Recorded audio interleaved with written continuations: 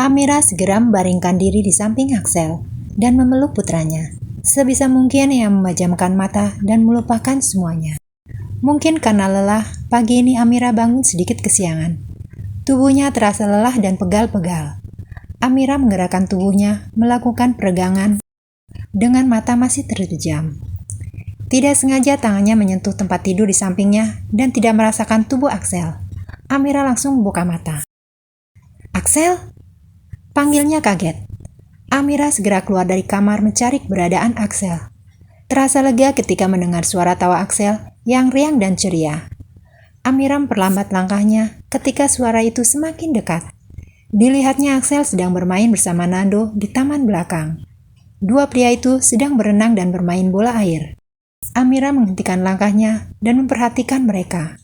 Dia senang melihat tawa ceria Axel telah kembali. Amira tidak ingin mengganggu mereka. Hanya saja tidak ada yang bisa dilakukan saat ini. Inem sudah menyiapkan sarapan. Mau tidak mau, Amira kembali memperhatikan Axel dan Nando yang masih tertawa dengan seru. "Ma!" panggil Axel saat melihat Amira berdiri memperhatikan mereka dengan kedua tangan terlipat di depan dada. Karena panggilan Axel, Amira berjalan mendekati mereka dengan senyum tipis.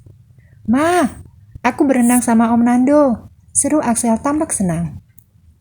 "Apa tidak dingin?" Amira mendekati Axel dan berjongkok. "Tidak, Ma. Ini seger banget. Aku suka."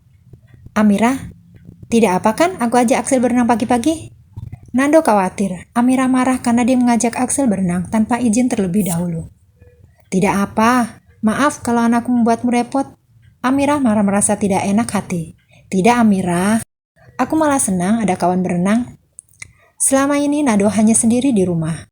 Apapun dilakukan sendiri. Berenang, makan, semua dilakukan sendiri, tidak ada yang menemaninya. Tidak ingin membuat permainan mereka canggung karena memperhatikannya, akhirnya Amira memilih meninggalkan mereka. Karena bagaimanapun, dia harus tahu diri. Amira kembali masuk dalam rumah dan menunggu hingga Axel selesai berenang. Hari ini Amira kembali mencari rumah kontrakan bersama Axel ditemani Nando. Sebenarnya Amira sudah menolak kebaikan Nando, tapi pria itu memaksa untuk menemaninya. Hingga siang hari mereka belum juga menemukan rumah kontrakan seperti yang diharapkan Amira. Ada beberapa rumah yang mereka datangi, tapi bagi Amira masih terlalu besar dan biaya sewanya terlalu tinggi. Dia hanya ingin mencari yang sederhana dengan biaya sedang, karena dia belum bekerja. Pencarian hari pertama dan kedua gagal. Mereka belum menemukan rumah tinggal dan masih tinggal di rumah Nando. Malam hari Amira tidak segera tidur. Dia pikir selain mencari rumah dan untuk tinggal, dia juga harus segera mencari pekerjaan karena uangnya akan segera habis kalau tidak bekerja. Amira membuat surat lamaran kerja dan berencana mengirim ke beberapa perusahaan. Karena haus, Amira keluar kamar dan pergi ke dapur untuk mengambil minum. Karena sudah malam, sehingga cahaya dalam rumah itu redup dan Amira tidak mau menghidupkan lampu karena takut mengganggu penghuni lainnya. Maka dia berjalan tanpa menyalakan lampu. "Amira, kamu belum tidur?" Nando kaget melihat Amira melintas di depannya. Nando sendiri juga baru keluar dari kamarnya dan ingin mengambil air minum. Sama dengan Amira. Melihat Amira, pria itu langsung menekan saklar lampu dan menyalakannya sehingga ruangan itu terang. "Nando, apa aku mengganggu tidurmu? Maaf, aku mau ke dapur mengambil minum." Amira pikir sudah berjalan sangat pelan dan hati-hati agar tidak membangunkan yang lain. Tapi ternyata Nando malah bangun. "Tidak, aku belum tidur," jawab Nando. "Kamu sendiri, kenapa belum tidur?" Balik bertanya. "Oh, tadi aku menulis surat lamaran. Rencananya besok sembari mencari rumah, aku mau masukkan lamaran ke beberapa perusahaan." "Oh." Nando menganggukkan kepala. "Amira, bagaimana kalau kamu kerja di perusahaanku saja?" ucap Nando ketika pagi sudah sarapan. Amira memberikan senyum tipis sebagai ucapan terima kasih atas kebaikan Nando dan tawarannya. "Terima kasih Nando, aku tidak mau merepotkanmu terus-menerus." Dia merasa tidak enak hati kalau harus kembali meminta bantuan Nando. Sudah diizinkan tinggal di rumahnya. Beberapa hari sampai mendapatkan rumah saja, Amira merasa sudah merepotkan pria itu. Apalagi sampai bekerja di perusahaan karena Nando. Amira merasa tidak enak hati bila nanti ada omongan orang dalam. Dia ingin berdiri di kakinya sendiri tanpa harus ada embel-embel masalah ke depannya. termasuk pekerjaan yang nantinya dia tekuni. Dia juga tidak mau pertemanannya dengan Nando nanti malah menjadi hubungan yang tidak mengenakan bila terjadi masalah dalam pekerjaannya. Mama mau kerja. Terus nanti aku di rumah sama siapa? Axel yang sejak tadi menikmati makan ikut nimbrung. Amira dan Nando akhirnya saling bertukar pandang. Sebelumnya Amira tidak memikirkan hal itu sampai Axel bertanya, "Bagaimana kalau kamu di rumah sama Mbok Inem?" Saut Nando setelah melihat wajah bingung Amira. "Iya mah." Axel tidak percaya dan setuju begitu aja. Dia kembali bertanya pada Amira. Amira masih belum memikirkan hal itu dan dia harus memikirkannya. Sekarang dia sendirian dan memiliki putra yang masih belum bisa dikatakan besar untuk bisa dilepas begitu aja. Amira mengusap kepala Axel dengan senyum tipis. "Nanti mama pikirkan. Sekarang habiskan dulu makananmu," ucap Amira dengan suara lembut. "Iya mah." Axel patuh dan kembali menyuap makanan ke dalam mulutnya.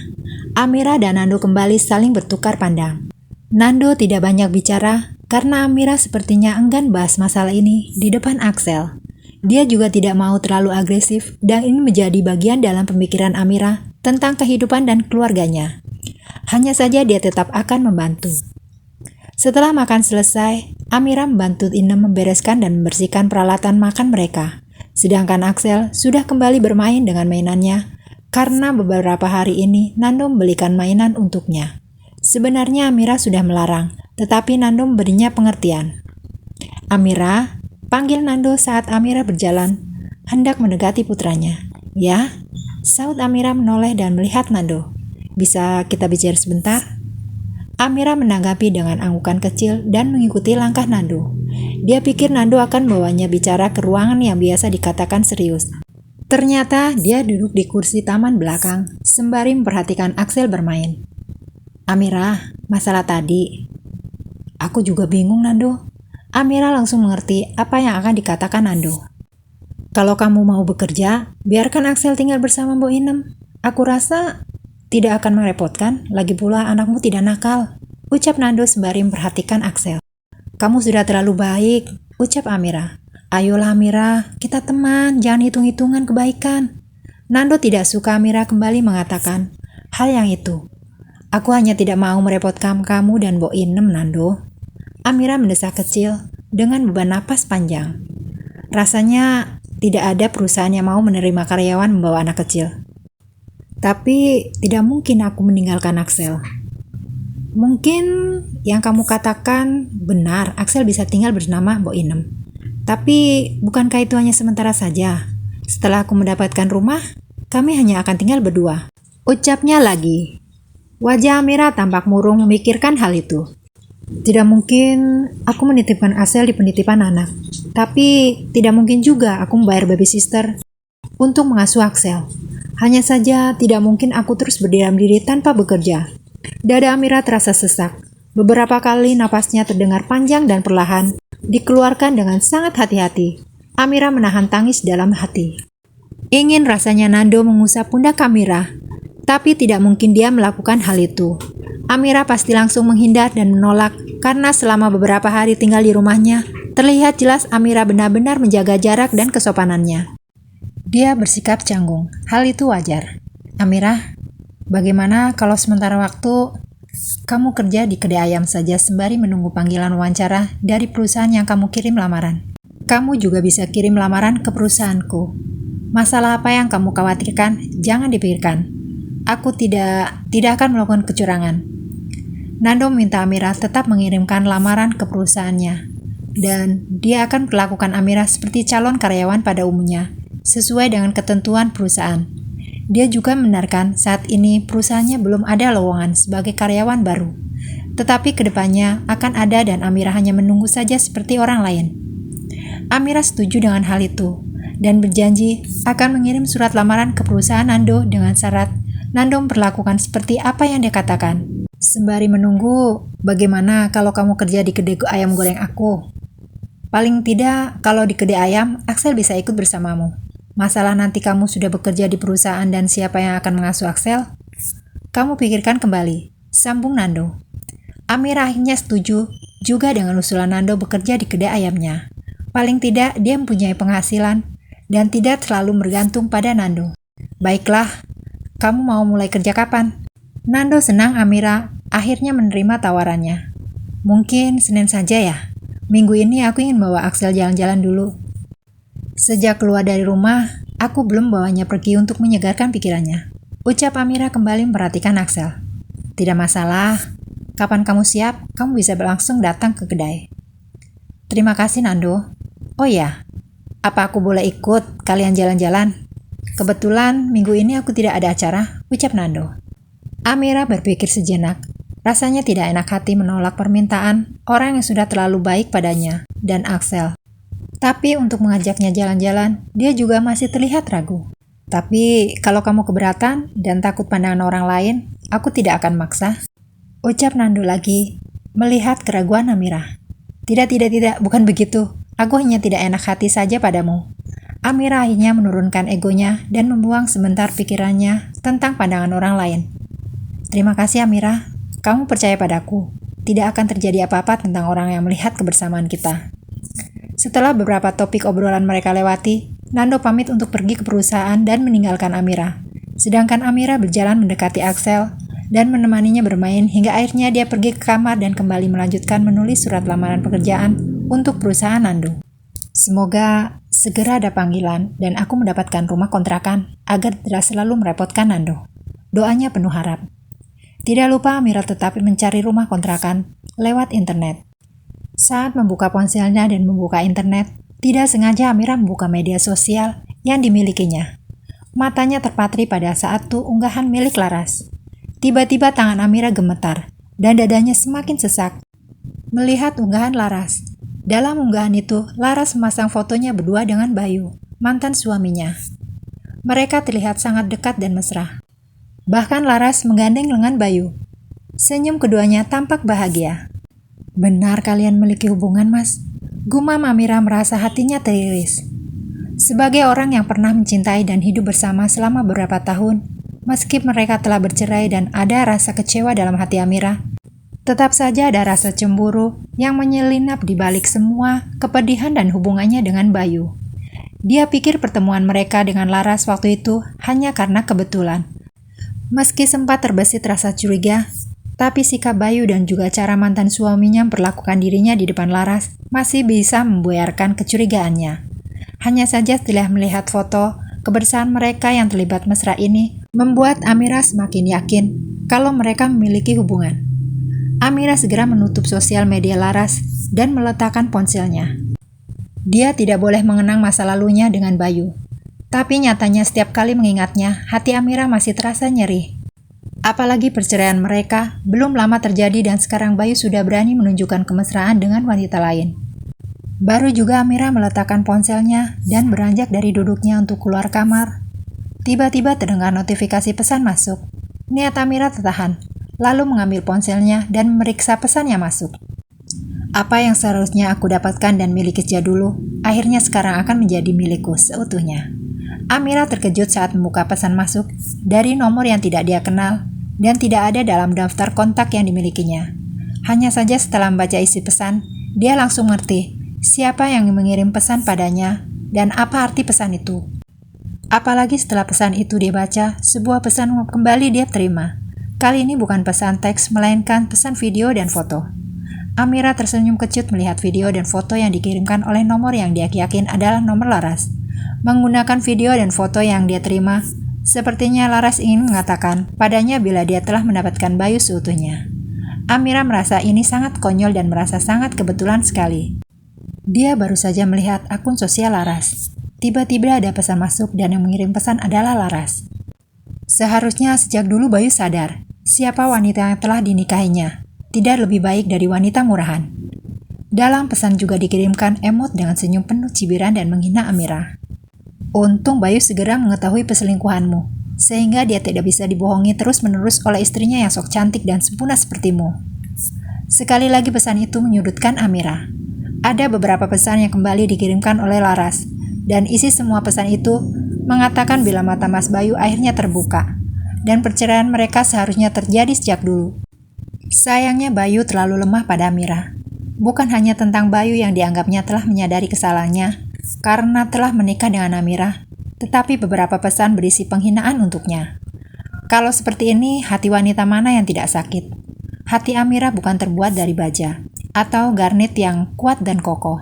Hatinya terbuat dari kumpalan jaringan lunak dan mudah robek atau koyak. Mendapatkan penghinaan meski tidak diucapkan secara langsung, tetap saja hatinya sakit. Dia pikir perceraiannya dengan Bayu adalah akhir cerita mereka. Ternyata setelah berpisah, masih ada saja ingin yang menyakiti hatinya. Kamu pikir aku akan merasa sedih karena hinaan dan semua yang kamu katakan padaku? Tidak, Laras. Mungkin menurutmu aku adalah wanita hina dan rendahan karena sudah diceraikan oleh Bayu. Tapi apakah kamu tahu? Meski aku rendah di mata kalian, tapi bagiku lebih rendah dan hina lagi adalah wanita yang melakukan segala cara untuk bisa masuk ke dalam rumah tangga orang lain dan menghancurkannya dengan cara yang licik. Apa menurutmu itu cara seorang wanita sejati dan berkelas? Tidak, Laras. Cara yang kalian gunakan untuk membuat keluargaku hancur. Lebih hina dari apapun, yang paling hina di dunia ini. Amirah membalas pesan dan hinaan Laras untuknya dengan kata-kata yang menohok. Meski sebenarnya dia tidak yakin apakah Laras adalah dalang di balik foto di dalam kamar hotel, tetapi Amirah mencoba untuk memancing dan menunggu reaksi Laras. Dia merasa geram dengan semua yang dikatakan Laras untuknya. Apa maksudmu? Kamu menuduh aku yang melakukan fitnah padamu? Amirah tersenyum membaca pesan balasan Laras. Aku tidak pernah berkata menuduhmu, tapi kenapa kamu merasa menjadi tertuduh? Kalau kamu tidak merasa melakukannya, santai aja. Bangkai yang disembunyikan akan tertutup rapat pun suatu ketika akan tercium juga baunya. Siapa yang menyembunyikan bangkai? Emot marah dengan wajah merah. Semua yang terjadi padamu itu karena kesalahanmu sendiri. Kalau kamu tidak menerima cinta Bayu waktu itu, semua ini tidak akan terjadi. Sepertinya Laras mulai terpancing dan tersulut emosinya. Terbukti dengan balasan yang dia kirim mengandung banyak emot kemarahan. Kata-kata yang dikirim pun menunjukkan sisi ego yang berapi-api. Hal ini malah semakin membuat Amirah merasa telah mengetahui siapa dalang dari perceraiannya. Sakit, itu pasti. Hanya saja nasi sudah menjadi bubur. Tinggal bagaimana dia memperbaiki bubur itu dan mengolahnya menjadi makanan yang lebih lezat dari kegagalan. Ya, aku emang salah. Aku salah karena aku sudah percaya pada orang-orang yang memiliki pikiran picik seperti kalian. Mungkin di dunia ini tidak ada barang baru. Makanya kamu mengambil barang bekas dari rumahku. Amirah menggambarkan Bayu adalah barang bekas dan Laras adalah pemulung yang mengambilnya. Semua kata-kata balasan Amirah ternyata benar-benar memicu kemarahan Laras. Setelah pesannya terbaca, ponsel Amirah berdering. Yang melakukan panggilan adalah nomor yang sama yang mengirim pesan chat padanya. Itu artinya Laras yang menghubunginya. Amirah tidak meladeni panggilan telepon Laras. Dia mengabaikannya dan tidak akan pernah menggubrisnya, malah menertawakannya. Karena beberapa kali panggilan tidak juga dijawab oleh Amirah, Laras kembali mengirim pesan pada Amirah. Kenapa? Kamu takut menjawab panggilanku? Tantang Laras. Tidak ada gunanya bicara dengan pemulung yang tidak berkelas, malah akan mengotori telingaku. Apa yang kamu inginkan telah menjadi milikmu, bukan? Maka mulai sekarang jangan ganggu hidupku lagi. Setelah mengirimkan pesan balasan ini pada nomor Laras, Amirah kembali meletakkan ponselnya dan menghela napas panjang mengeluarkan segala unek-unek dan sesak dalam dadanya.